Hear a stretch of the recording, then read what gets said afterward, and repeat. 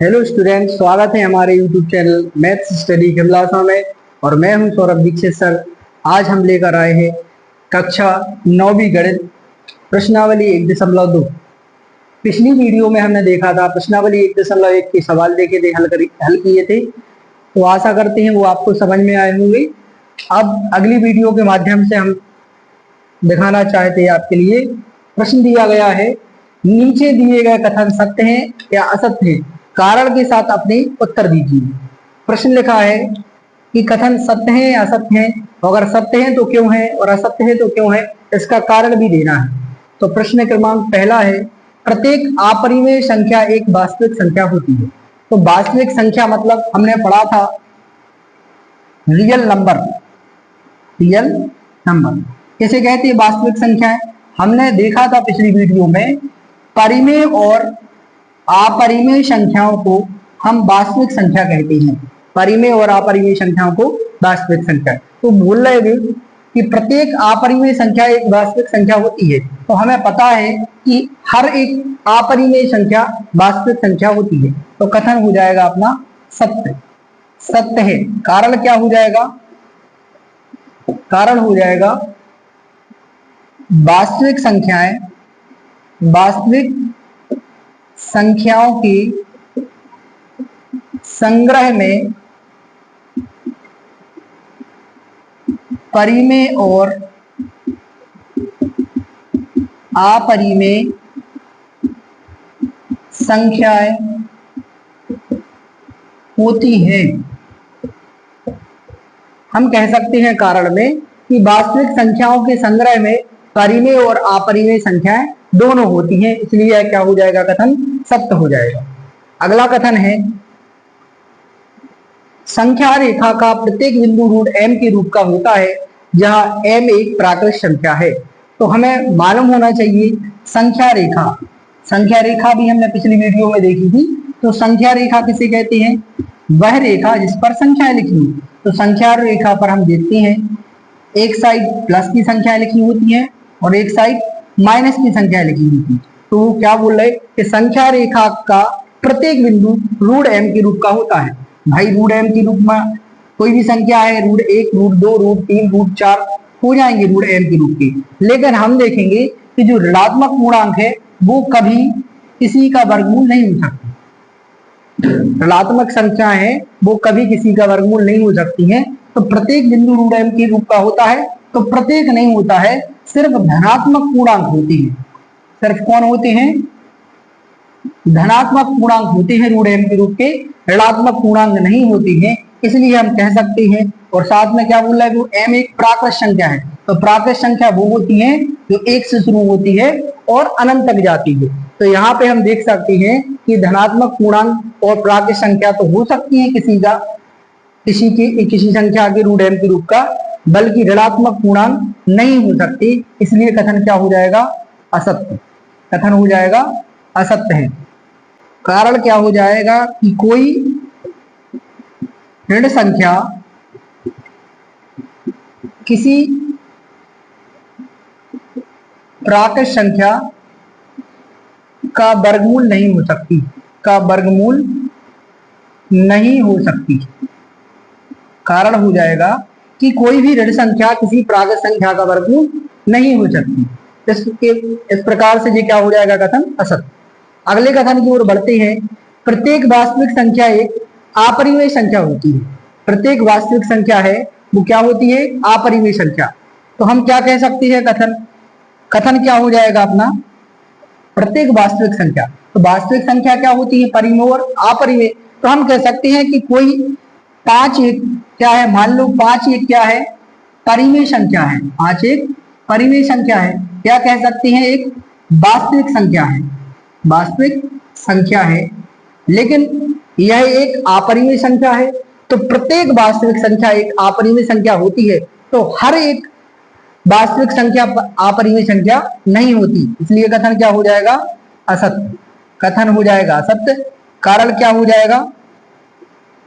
5 एक वास्तविक संख्या है। 5 एक वास्तविक संख्या है, लेकिन एक अपरिमेय संख्या, एक अपरिमेय संख्या नहीं है।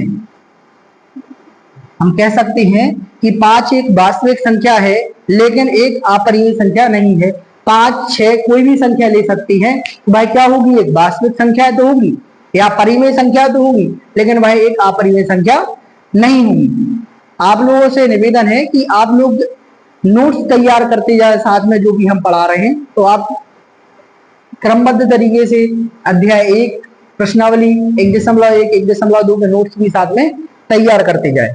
हम बढ़ते हैं अगले सवाल की ओर।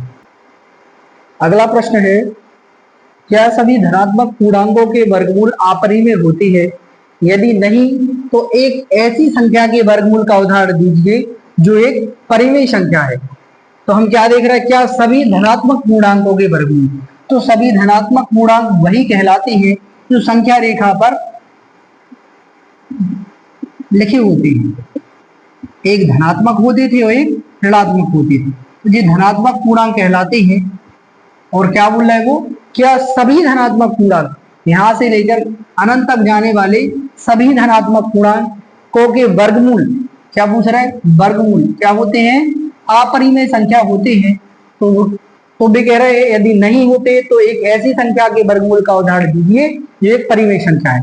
तो हम देख रहे हैं कि √1 अपरिमेय है, √2 भी अपरिमेय है, √3 भी अपरिमेय है, लेकिन √4 देख रहे हैं तो यहाँ पे क्या हो जाएगा, √4 की गुणनखंड निकल आएंगे। √4 को लिख सकते हैं 2/2, अर्थात लिख सकते हैं 2 का वर्ग। वर्ग से वर्गमूल कट जाएगा तो कितना आ जाएगा, 2/1, अर्थात क्या हो जाएगी है, p/q के रूप में भी है और q बराबर 0 नहीं है, तो कौन सी संख्या हो जाएगी, परिमेय संख्या। तो हम लिख सकते हैं क्या सभी धनात्मक पूर्णांकों के वर्गमूल अपरिमेय होते हैं, लिख देंगे नहीं। क्या लिख देंगे हम, नहीं।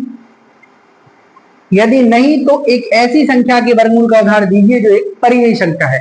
तो उदाहरण में लिख सकते हैं हम √4 की गुणनखंड 2/2, 2 का वर्ग, वर्ग से वर्गमूल कट जाएगा, यहाँ पे कितना आ जाएगा, 2/1। एक क्या है, एक परिमेय संख्या है, एक परिमेय संख्या है। तो क्या हो जाएगा अपना, क्या सभी धनात्मक पूर्णांकों के वर्गमूल अपरिमेय होते हैं, तो हो जाएगा नहीं। यदि नहीं तो एक ऐसी संख्या दीजिए, तो अपन ने एक संख्या लिख दी, √4 है जिसका क्या है, वर्गमूल एक परिमेय संख्या है। ठीक है। अगला प्रश्न है, दिखाइए कि संख्या रेखा पर √5 को किस प्रकार प्रदर्शित किया जा सकता है या निरूपित किया जा सकता है। तो संख्या रेखा पर निरूपित करने के लिए सबसे पहले हमें एक संख्या रेखा बनाना है। संख्या रेखा आप लोग जानते हो, संख्या रेखा मतलब वही रेखा जिस पर लिखी हो क्या, संख्याएं लिखी, तो वो क्या कहलाती है, संख्या रेखा। इस पर दोनों प्रकार की संख्या लिखी जाती है, धनात्मक संख्या और ऋणात्मक संख्याएं। इसके लिए आप पेपर पर, कागज पर करेंगे, तब कॉपी पे करने के लिए सबसे पहले एक स्केल चाहिए और एक चांदा चाहिए। इसके लिए क्या करेंगे, एक स्केल की सहायता से एक संख्या रेखा बनाएंगे हम, एक संख्या रेखा बनाएंगे स्केल की सहायता से, और क्या करेंगे, एक संख्या रेखा बनाएंगे स्केल की सहायता से, और क्या करेंगे, इस पर संख्याएं लिख देंगे और स्केल से दूरी मान लेंगे, 1 यूनिट, 2 यूनिट, 3 यूनिट, 4 यूनिट। इसी प्रकार यहाँ -1, -2, -3, -4। अब इनकी दूरी को यूनिट में भी मान सकते हैं आप, या फिर कह सकते हैं 1 सेंटीमीटर भी। सबसे पहले क्या करेंगे, एक बिंदु है 0, इस बिंदु का नाम दे देंगे हम O बिंदु। क्या दे देंगे, O। और इसके बाद हम क्या करना है, √5 को प्रदर्शित करना है। इसके लिए यहां से 2 यूनिट तक जाएंगे हम आगे, कहां तक जाएंगे, 2 यूनिट तक। तो 2 यूनिट तक एक बिंदु रख देंगे, इस बिंदु का नाम दे देंगे हम T बिंदु। फिर क्या करना है, कुछ नहीं करना है, फिर आपको चांदे की सहायता से क्या करना है, इस पे 90 डिग्री का एंगल बनाते हुए एक बिंदु रखना है। यहाँ से हमने देखा कि 90 डिग्री का बनना है, यहाँ पे एक बिंदु रख दिया, तो उसको क्या कर देंगे, आपको मिलाना नहीं है, इसको सिर्फ बिंदु रखना है। और क्या करना है, सिर्फ स्केल की सहायता से 1 सेंटीमीटर यूनिट फिर लेना है। जैसे ही हमने 1 सेंटीमीटर यूनिट ली, 1 सेंटीमीटर यूनिट ली तो एक यहां से एक बिंदु मिल जाएगा, इसका नाम दे दिया हमने क्या, P1। और क्या करेंगे, स्केल की सहायता से O और P1 को क्या कर देंगे, मिला देंगे। तो हमें एक प्रकार का एक समकोण त्रिभुज प्राप्त हुआ। यहाँ पे कितने अंश का कोण बन रहा है, 90 डिग्री का, और एक समकोण त्रिभुज प्राप्त हुआ। इस प्रकार हम क्या देख रहे हैं, एक हमें OP1 प्राप्त हो गया, और क्या प्राप्त हुआ है, एक OP प्राप्त हुआ और एक क्या है, PP1 प्राप्त हुआ है। तो इसमें क्या करेंगे, तो एक समकोण त्रिभुज प्राप्त हुआ है। कौन सा त्रिभुज प्राप्त हुआ है, समकोण त्रिभुज OPP1। इसमें क्या करेंगे सब, पाइथागोरस प्रमेय, आप लोग जानते होंगे पाइथागोरस प्रमेय से। पाइथागोरस प्रमेय से क्या होती है पाइथागोरस प्रमेय, कर्ण का वर्ग बराबर लंब का वर्ग धन आधार का वर्ग, ये होती है कर्ण का वर्ग बराबर लंब का वर्ग धन आधार का वर्ग। इसके बाद कर्ण की वैल्यू कितनी की है, कर्ण क्या हो जाएगा अपना OP1। तो यहां से OP1 का वर्ग बराबर लंब क्या हो जाएगा आपका PP1 का वर्ग प्लस आधार क्या हो जाएगा आपका OP1। तो यहाँ पे OP1 की वैल्यू कितनी दी है हमें पता नहीं है, OP1 बराबर PP1 कितना दिया है, PP1 दिया है हमारे लिए 3 से 3 तक 1 यूनिट, तो 1 का वर्ग प्लस OP कितना दिया है, O से P तक दिया है हमारे लिए 1 और 1 2 यूनिट, तो 2 का वर्ग। तो यहाँ से 1 का वर्ग कितना हो जाएगा 1, और 2 का वर्ग कितना हो जाएगा 4। तो OP1 वर्ग बराबर कितने हुआ, 1 प्लस 4। इसके लिए 4 और 1 को क्या कर देंगे, जोड़ देंगे 5। तो यहाँ पे क्या हो जाएगा, OP1 बराबर जो वर्ग था इस साइड क्या हो गए वर्गमूल। तो हम कह सकते हैं कि जो OP1 होगा इसकी वैल्यू कितनी होगी, √5 है। OP1 कितना हुआ, √5, मतलब कह सकते हैं कि O से P1 तक की दूरी √5 है। क्योंकि हमें पता चल गया कि वह P1 है जिसको संख्या रेखा पर दर्शाना था, तो अभी इस संख्या रेखा पर नहीं दर्शाएगा। अब इसको इस संख्या रेखा पर दर्शाने के लिए क्या करेंगे, हम कुछ नहीं करेंगे। इसके लिए सबसे पहले एक काम करना है, आपके लिए परकाल लेना है। क्या लेना है, एक परकाल। और परकाल लेकर क्या करेंगे, हम परकाल लेंगे और O से लेके P1 तक की दूरी को माप लेंगे। O से P1 तक की दूरी को माप के वही दूरी लेकर यहाँ पे क्या करेंगे, जो संख्या रेखा पर है इस पर क्या कर देंगे, चाप लगानी है। जैसे हम चाप लगाएंगे तो एक कटान बिंदु इस प्रकार से प्राप्त हो जाएगा। ये कटान बिंदु जो हमें प्राप्त हुआ वही हमारा बिंदु क्या हो जाएगा, P1 हो जाएगा। तो हम कह सकते हैं कि जो O से लेके P1 तक की दूरी है वो कितनी हो जाएगी, √5। अर्थात वह बिंदु कौन सा हो जाएगा, वह बिंदु P हो जाएगा, जहां कह सकते हैं कि √5 को हम दर्शा सकते हैं। तो वह बिंदु P होगा जिस पर हम √5 को दर्शा सकते हैं।